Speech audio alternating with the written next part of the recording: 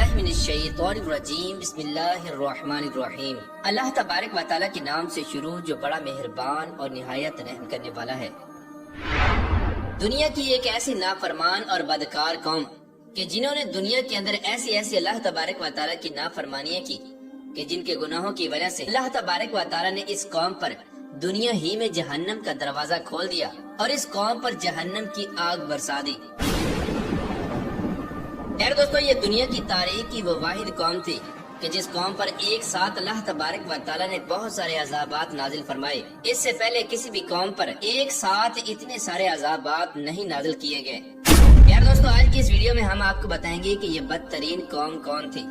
اور یہ قوم ہر 3 ماہ بعد ایک خوبصورت لڑکی کو ایک درخت کے لیے کیوں ذبح کیا کرتی تھی، اور پھر اللہ تبارک و تعالیٰ نے اس قوم کی نافرمانیوں کے سبب کس طرح اس قوم پر اپنا دردناک عذاب نازل فرمایا اور اس قوم کو ہلاک و برباد کر دیا۔ دوستو، اس ایمان افروز اور عبرت ناک ویڈیو کو دیکھنے کے لیے آپ سے ہماری یہ گزارش ہے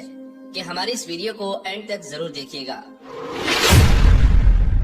دوستو، حضرت ابراہیم علیہ السلام کی تیسری بیوی جن کا نام کنتورہ تھا، ان میں سے ایک بیٹا پیدا ہوا جن کا نام مدین تھا۔ اس طرح مدین اپنے اہل و عیال کے ساتھ اپنے سوتیلے بھائی حضرت اسماعیل علیہ السلام کے ساتھ مدین کے اندر آباد ہو گئے، جہاں پر مدین کی آل اولاد بہت زیادہ بڑی، اور اسی وجہ سے مدین کی آل اولاد کو اہل مدین یا اہل مدین پکارا جانے لگا۔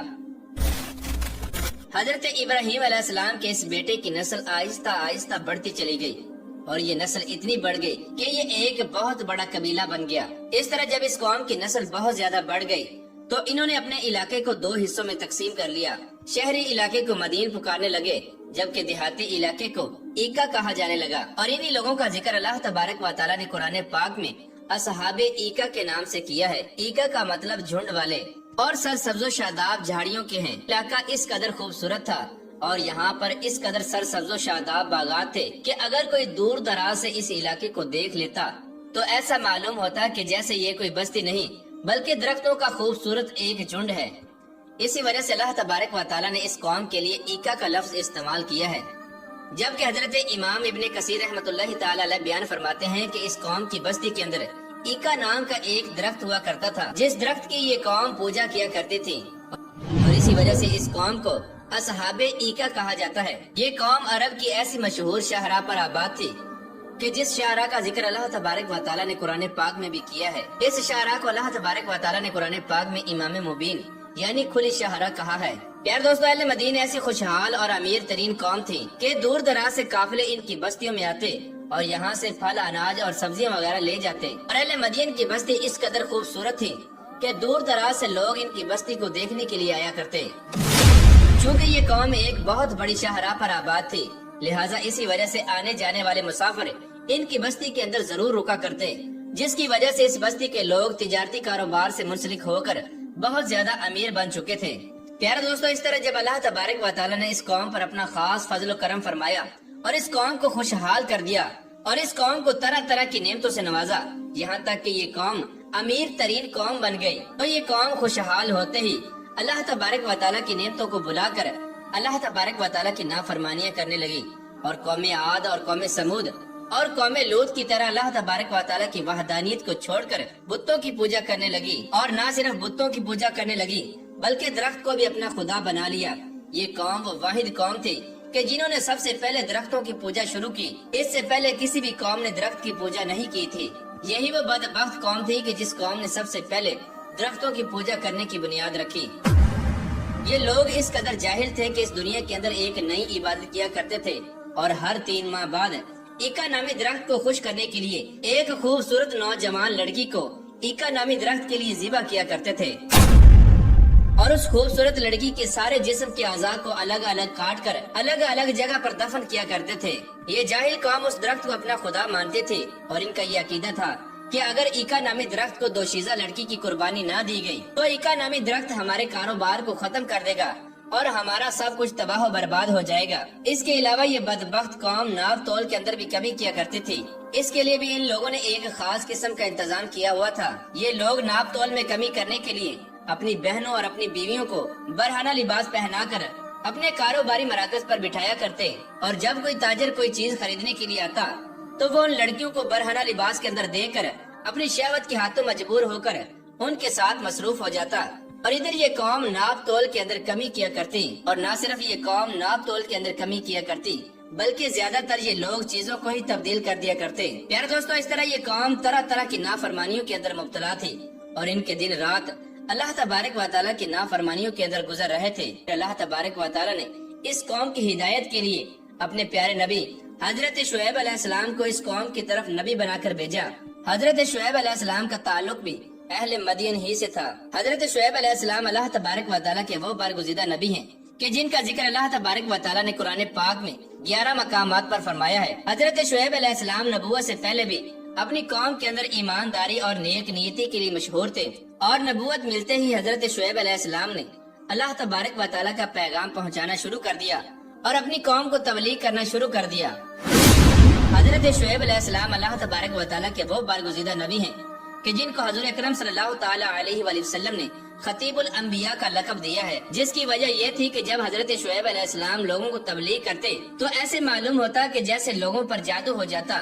اور لوگ اپنے کام کاج چھوڑ کر حضرت شعیب علیہ السلام کی باتیں سنا کرتے۔ لیکن اس کے باوجود بھی اس بدترین قوم میں سے چند غریب لوگوں کے علاوہ کوئی بھی حضرت شعیب علیہ السلام پر ایمان نہ لا سکا، بلکہ اس قوم کے بدبخت لوگ حضرت شعیب علیہ السلام کو جادوگر کہہ کر آپ کو جھٹلانے لگے، جیسا کہ اللہ تبارک و تعالیٰ قرآن پاک میں ارشاد فرماتا ہے۔ اور اہل مدین کی طرف ان کی قوم میں سے حضرت شعیب علیہ السلام کو بھیجا۔ انہوں نے کہا کہ اے میری قوم، اللہ تبارک و تعالیٰ کی عبادت کرو، اللہ تبارک و تعالیٰ کے علاوہ کوئی معبود نہیں، اور ناپ تول میں ہرگز کمی نہ کرو، بے شک میں تمہیں خوشحال دیکھ رہا ہوں، اور بے شک مجھے تم پر گھیر لینے والے عذاب کا ڈر ہے۔ اس طرح جب حضرت شعیب علیہ السلام نے اپنی قوم کو سمجھایا اور اللہ تبارک و تعالیٰ کی نافرمانیوں سے منع کیا تو اس قوم کے بدبخت لوگ حضرت شعیب علیہ السلام سے کہنے لگے کہ کیا تمہاری نماز تمہیں یہ حکم دیتی ہے کہ ہم اپنے باپ دادا کے خداؤں کو چھوڑ دیں اور اپنے مال میں اپنی مرضی کے مطابق عمل دخل نہ کریں، کہ تم تو بہت بڑے عقل مند اور نیک چلن ہو۔ اس طرح حضرت شعیب علیہ السلام کی قوم حضرت شعیب علیہ السلام کو برا بھلا کہنے لگی، لیکن اس کے باوجود بھی حضرت شعیب علیہ السلام اپنی قوم کو اللہ تبارک و تعالیٰ کا پیغام پہنچاتے رہے اور اللہ تبارک و تعالیٰ کی وحدانیت کی طرف بلاتے رہے۔ اس طرح جب حضرت شعیب علیہ السلام کی قوم کسی بھی طرح سمجھانے کے باوجود اپنے گناہوں سے باز نہ آئی تو حضرت شعیب علیہ السلام نے پرانی قوموں پر نازل ہونے والے عذابات کو سنا کر اپنی قوم کو ڈرانے کی کوشش کی، اور حضرت شعیب علیہ السلام اپنی قوم سے کہنے لگے کہ اے میری قوم، اگر تم لوگوں نے اللہ تبارک و تعالیٰ کی نافرمانی کی اور میرا کہنا نہ مانا تو اللہ تبارک و تعالیٰ کا دردناک عذاب تم پر بھی نازل ہو جائے گا،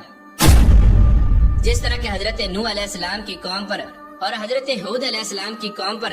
اور حضرت صالح علیہ السلام کی قوم پر اللہ تبارک و تعالیٰ کا عذاب نازل ہوا تھا۔ حضرت شعیب علیہ السلام اپنی قوم کو یاد دلاتے ہوئے فرمانے لگے کہ حضرت لوط علیہ السلام کی قوم تو تم سے کوئی دور نہیں۔ اس طرح حضرت شعیب علیہ السلام کی یہ واضح نصیحت سن کر پوری قوم حضرت شعیب علیہ السلام سے تنگ آ گئی اور حضرت شعیب علیہ السلام کے خلاف ہو گئی، اور حضرت شعیب علیہ السلام کو دھمکیاں دینے لگی کہ یا تو تم ہمارے دین میں داخل ہو جاؤ اور ہماری طرح بتوں کی پوجا کرو، وگرنہ ہماری بستیوں سے نکل جاؤ۔ اور یہ بدبخت لوگ حضرت شعیب علیہ السلام سے کہنے لگے کہ اگر تیرا قبیلہ اتنا بڑا نہ ہوتا تو ہم تجھ کو دیکھتے کہ تو ہمیں ہمارے دین سے کیسے ہٹاتا ہے، ہم تجھے سنسار کر دیتے اور تجھے قتل کر دیتے۔ اس طرح جب حضرت شعیب علیہ السلام نے اپنی قوم کی یہ حالت دیکھی تو حضرت شعیب علیہ السلام سمجھ گئے کہ اس قوم میں سے ایمان کی کوئی امید نہیں اور ان میں سے کوئی بھی ایمان نہ لائے گا، اور حضرت شعیب علیہ السلام نے ہر طرح سے اپنی قوم کو سمجھا کر دیکھ لیا۔ بلاخر حضرت شعیب علیہ السلام نے اپنی قوم کو یہ فیصلہ سنا دیا کہ تم لوگ اپنے طریقے پر عمل کرتے رہو اور میں اپنے طریقے پر عمل کرتا ہوں، تھوڑے ہی دنوں میں معلوم ہو جائے گا کہ کون حق پر ہے اور کون باطل پر،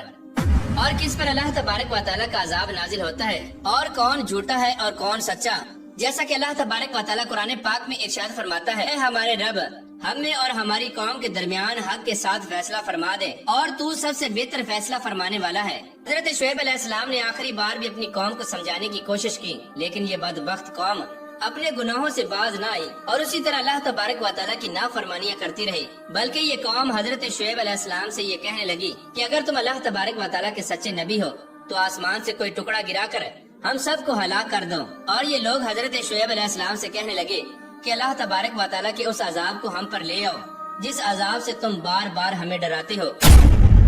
اس طرح جب یہ قوم قابل ہدایت نہ رہی اور ہر لحاظ سے اللہ تبارک و تعالیٰ کی نافرمان ثابت ہوئی اور خود ہی اللہ تبارک و تعالیٰ کے عذاب کو طلب کرنے لگی تو اللہ تبارک و تعالیٰ کا دردناک عذاب اس قوم پر نازل ہو گیا، جیسا کہ حدیث پاک میں آتا ہے کہ اس قوم پر اللہ تبارک و تعالیٰ نے دنیا ہی میں جہنم کا ایک دروازہ کھول دیا، جس کی وجہ سے ان کی آبادی میں شدید گرمی اور گرم لوگوں کی تپش اور حرارت کی وجہ سے بستی والوں کا دم گھٹنے لگا تو یہ لوگ ادھر ادھر بھاگنے لگے اور اپنے گھروں میں چھپنے لگے اور اپنے سروں پر پانی ڈالنے لگے، مگر پانی اور سائے کی وجہ سے بھی اس قوم کو کوئی چین اور قرار نہ ملتا، یہاں تک کہ اس قوم کے بدبخت لوگوں کے جسم جہنم کی آگ کی گرمی کی وجہ سے جھلسنے لگے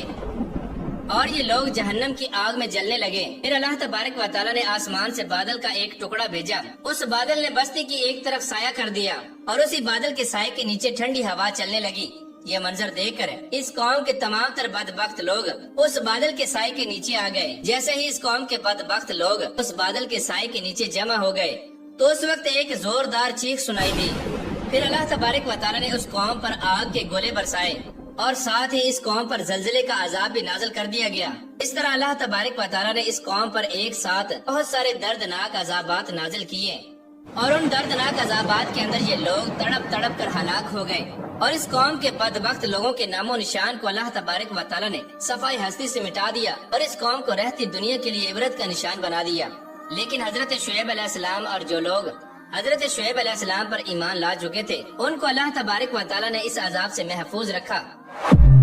اس قوم کی ہلاکت کے بعد حضرت شعیب علیہ السلام شباب نامی مقام کی طرف تشریف لے گئے اور آپ نے اپنی پوری زندگی وہیں پر گزاری اور وہیں پر آپ کی وفات ہوئی۔